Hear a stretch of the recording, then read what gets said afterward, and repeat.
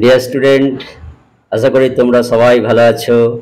আজকে আবার আমি এসে গেছি তোমাদের কাছে ওয়েস্ট বেঙ্গল বোর্ডের ক্লাস 10-এর ইংলিশ টেক্সট বুক থেকে লেসন 8 দ্য স্নেল কবিতাটা পড়ানোর জন্য।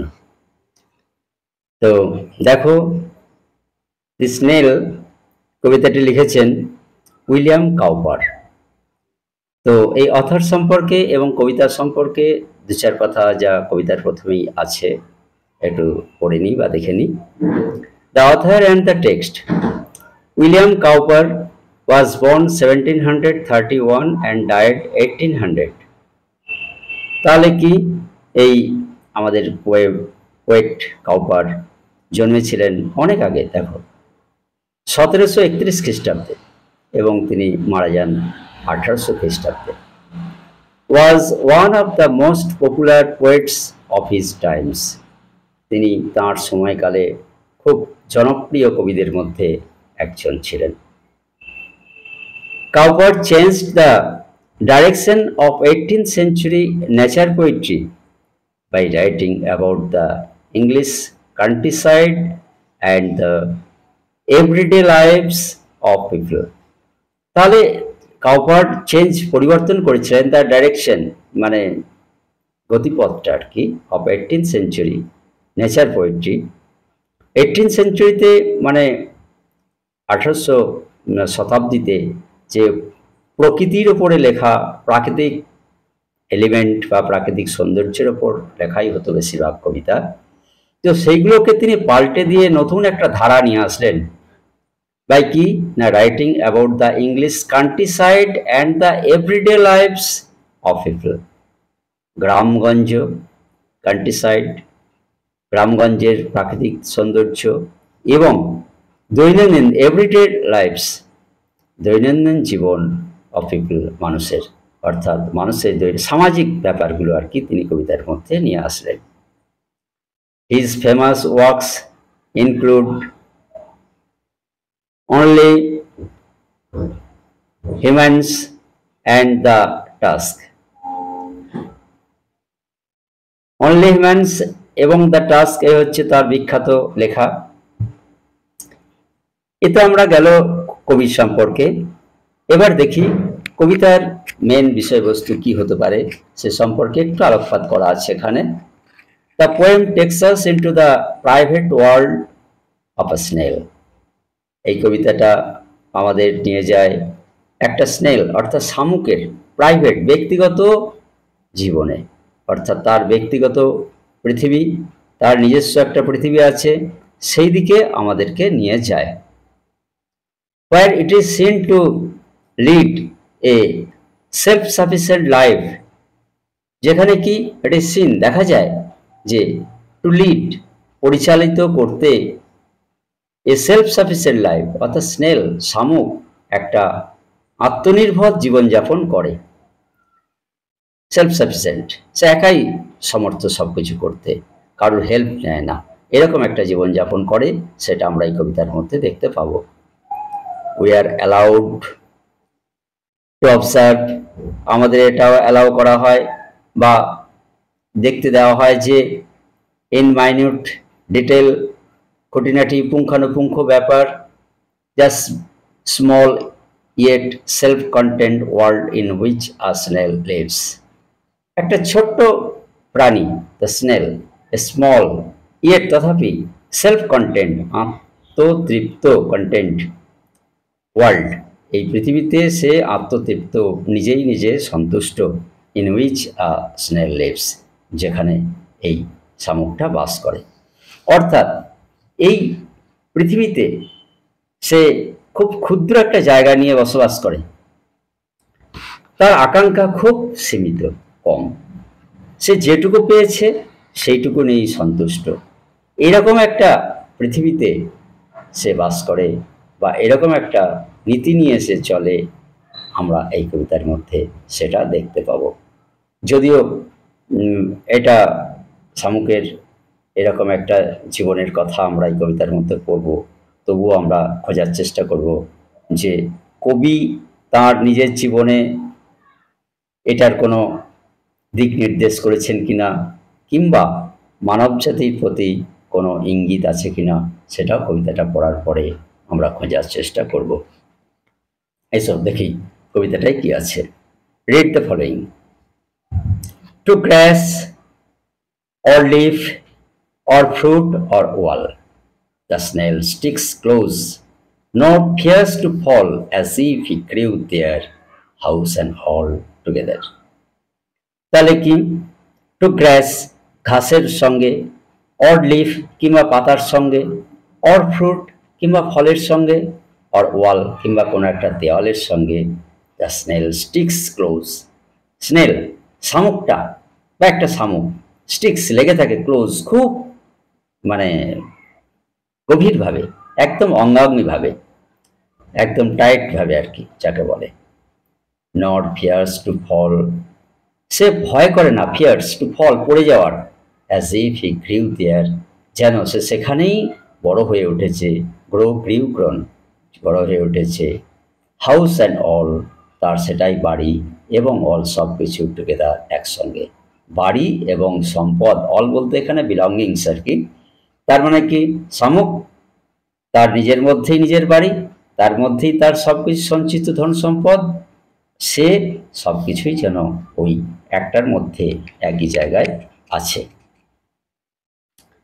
Within that house secure he hides when danger imminent betides of storm or other harm besides of weather.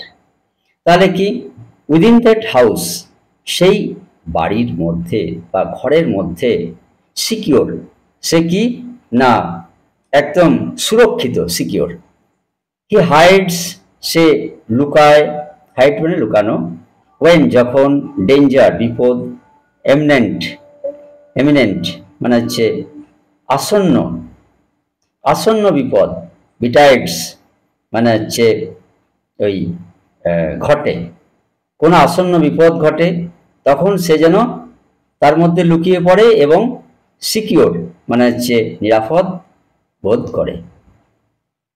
Of Sturm যেমন ঝড়, অর আদার হার্ম কিংবা অন্য কোনো হার্ম মানে হচ্ছে ক্ষতি বা আঘাত, বিসাইডস অফ ওয়েদার, বিসাইডস মানে ছাড়া, বিসাইড মানে পাশে, কিন্তু বিসাইডস মানে হচ্ছে ছাড়া, অফ ওয়েদার মানে জলবায়ু, প্রাকৃতিক মানে ওই আবহাওয়া, আবহাওয়াজনিত কোনো যেমন ঝড় ঝঞ্ঝা, এই সমস্ত বিপদ ছাড়াও যদি অন্য কোনো বিপদ আসে, তাহলেও সে কি করে না তার নিজের ঘরের মধ্যে আসন্ন যে বিপদটা আসতে পারে তার মধ্যে সে নিজেকে কীভাবে বাঁচাতে হবে তার নিজের ঘরের মধ্যে ঢুকে যায় এবং সেখানে সে সিকিউর ফিল করে, অর্থাৎ সুরক্ষিত অনুভব করে। সেই জন্যই বলা হয়েছে যে within that house secure he hides when danger imminent betides of storm or other harm besides of weather. Weather ছাড়াও অন্যান্য স্টর্ম বা আদার কিছু স্টর্ম ছাড়াও অন্য কোনো বিপদ আসলেও, আসন্ন বিপদ আসলেও সে নিজের মধ্যে লুকিয়ে নিজেকে সুরক্ষিত বোধ করে। Give but his horns, he slightest touch, his self-collecting power is such, he shrinks into his house with much displeasure. কি এর মানেটা? গিভ বাট হিজ হর্নস, তার হর্ন মানে হচ্ছে সুর আর কি, যেটা সুর থাকে দেখবে যে ওই শামুকের ছোট বড় সব রকমই, যখন সে খোলস থেকে বেরিয়ে আসে তার মুখটা বের করে তখন দুটো সুর দেখা যায়, সেই সুর ছাড়াও but his horns, give the slightest touch, তুমি দাও একটু স্লাইড, খুব আলতো হালকা টাচ, স্পর্শ। His self collecting power is such, তার হিজ সেলফ কালেক্টিং নিজেকে সংযত করার বা গুটিয়ে নেওয়ার পাওয়ার ক্ষমতা ইজ সাচ এতই, he shrinks into his house with much displeasure, he shrinks মানে গুটিয়ে নেয়, ইনটু হিজ হাউস তার ঘরের মধ্যে, উইথ মাচ ডিসঅ্যাপিয়ার কি নিয়ে, যথেষ্ট ডিসপ্লেজার মানে যথেষ্ট অখুশি বা মানে অসন্তুষ্টি নিয়ে। তাহলে যদি give but is horns the slightest touch, তার সুর ছাড়াও সামান্য স্পর্শ তাকে যদি করা হয়, his self collecting power is such, তার আত্ম সংযমের ক্ষমতা বা নিজেকে গুটিয়ে নেওয়ার ক্ষমতা এতই যে he sends into his house with much displeasure, সে গুটিয়ে নেয় নিজের ঘরের মধ্যে নিজেকে খুব মানে অসন্তুষ্টি নিয়ে বা মন খারাপ নিয়ে। ডিসপ্লেজার মানে পছন্দ করে না তাকে টাচ করুক কেউ বা স্পর্শ করুক, সে এতটাই নিজেকে নিয়ে থাকে। Wherever he dwells alone, except himself has chattels none, well satisfied to be his own whole treasure. Wherever he dwells, যেখানেই wherever যেখানে he dwells সে বাস করে, he dwells alone সে একাই বাস করে। মানে wherever বলতে এখানে কি, সে পাতাতে ঘাসের সঙ্গেই লেগে থাক, পাতার সঙ্গেই থাক, কোনো ফলের সঙ্গেই থাক, বা ওয়াল ফার্স্ট লাইনে কবিতার যেটা দেওয়া আছে আর কি, সেগুলোর মধ্যে যে কোনোটাই আমরা দেখতে পাই এই শামুককে লেগে থাকতে। তাই বলা হয়েছে wherever he dwells alone except himself as chattels none। তাহলে যেখানে সে বাস করে সেখানে except himself নিজে ছাড়া has chattels none ব্যক্তিগত সম্পত্তি আর কিছু নেই। chattels হচ্ছে ব্যক্তিগত সম্পত্তি। well satisfied to be his own whole treasure, তাহলে কি well satisfied সে পুরো সন্তুষ্ট, to be his own whole treasure সে হওয়াতে, his own নিজেই, whole treasure মানে পুরোপুরি সম্পদ। অ্যাকচুয়ালি এই কথাটা মানে হচ্ছে কি যে মানে শামুক যেন বলতে চায় যে সে নিজেই তার সমস্ত সঞ্চিত সম্পদ, মানে except his body nothing is deposited for him। নিজের শরীর বা বডি ছাড়া আর তার আলাদা কোনো সম্পদ বা সম্পত্তি সঞ্চিত নেই বা রাখা নেই। নেক্সট প্যারায় কি বলা হচ্ছে দেখি, thus hermit like his life he leads, nor partner of his banquet needs, and if he meets one only feeds the faster। thus এইরকমই এইরূপেই হারমিট লাইক সন্ন্যাসীর মতো হিজ লাইফ হি লিডস সে তার জীবন পরিচালনা করে বা পরিচালিত করে। Not partner of his banquet needs, তার কোনো পার্টনার বা সঙ্গী দরকার হয় না ব্যাঙ্কোয়েটে। ব্যাঙ্কোয়েট বলতে হচ্ছে যে an elaborate and formal evening meal of many people, অনেক লোকজনকে নিয়ে বেশ জাঁকজমকপূর্ণ একটা সান্ধ্য ভোজ, তাকেই ব্যাঙ্কোয়েট বলা হয়। তো not partner of his banquet needs, যেখানে অনেকজন মিলে এই ব্যাঙ্কোয়েট করে অর্থাৎ সান্ধ্যভোজ করে, আনন্দ অনুষ্ঠান হয়, বেশ বড়সড় করে ভোজ হয়, এখানে কিন্তু সেরকম কোনো ব্যাঙ্কোয়েটের প্রয়োজন হয় না কার, এই শামুকের। And if he meets one, by chance দৈপাদে যদি তার কারোর সঙ্গে সাক্ষাৎ হয়ে যায় এরকম কোনো সান্ধ্যভোজে, অনলি ফিডস দ্য ফাস্টার, তখন কিন্তু শামুক ওই ধীরে সুস্থে গল্প করে করে তার সঙ্গে ভোজন করে না, খুব তাড়াতাড়ি ফাস্টার তার চেয়েও বেশি তাড়াতাড়ি এই শামুক খেয়ে নেয়।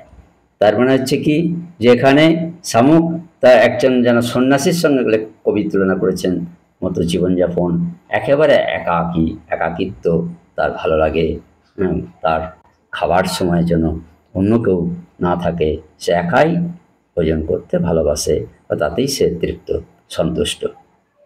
লাস্ট প্যারায় কি আছে দেখি, who seeks him must be worse than blind, he and his house are so combined, if finding it he fails to find its master. Who seeks him, যে খোঁজে, সিক মানে খোঁজা, হিম তাকে, মাস্ট বি ওয়ার্স হবে অবশ্যই, ব্যাড ওয়ার্স worst অর্থাৎ খারাপের comparatively bad ওয়ার্স, দেন blind, দেন মানে অপেক্ষা, ব্লাইন্ড মানে হচ্ছে অন্ধ অপেক্ষাও সে খারাপ হবে যদি কেউ খুঁজতে চায় তাকে শামুককে। He and his house are so combined, এই শামুক আর শামুকের বাড়ি এতটাই কম্বাইন্ড মানে সম্পৃক্ত, একের সঙ্গে একটা লেগে আছে, ইফ যদি ফাইন্ডিং ইট এটা খোঁজা হয়, he fails to find its master, সে কি করবে, অকৃতকার্য হবে, ফেলস হবে, টু ফাইন্ড খুঁজে পেতে, ইটস মাস্টার এর প্রভুকে বা এর মালিককে। অর্থাৎ who seeks him must be worse than blind, he and his house are so combined, if finding it he fails to find its master.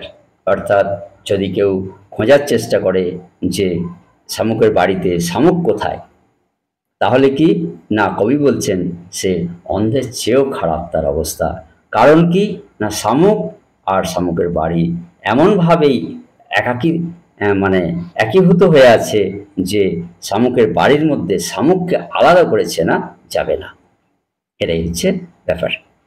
তো তাহলে এই কবিতাটার মধ্যে দেখো মানে 6টা প্যারা আছে, প্রত্যেকটায় 4টে করে, এই ধরা যেতে পারে লাস্টে একটা ধরলো, লাইন ধরলে 4টে করে লাইন আছে, মানে 24টা লাইন ধরা যেতে পারে। এবং দেখো প্রত্যেকটা প্যারা লাস্টে একটা করে ওয়ার্ড দেওয়া আছে, যে ওয়ার্ডটা যেমন ফার্স্ট প্যারাতে টুগেদার, লাস্ট প্যারাতে, সেকেন্ড প্যারাতে আছে অফ ওয়েদার, থার্ড প্যারাতে ডিসপ্লেজার, এরকম আর কি, যেমন লাস্টে ইটস মাস্টার ইত্যাদি। এগুলো একটা আলাদা মাত্রা যোগ করেছে কবিতাটার মধ্যে।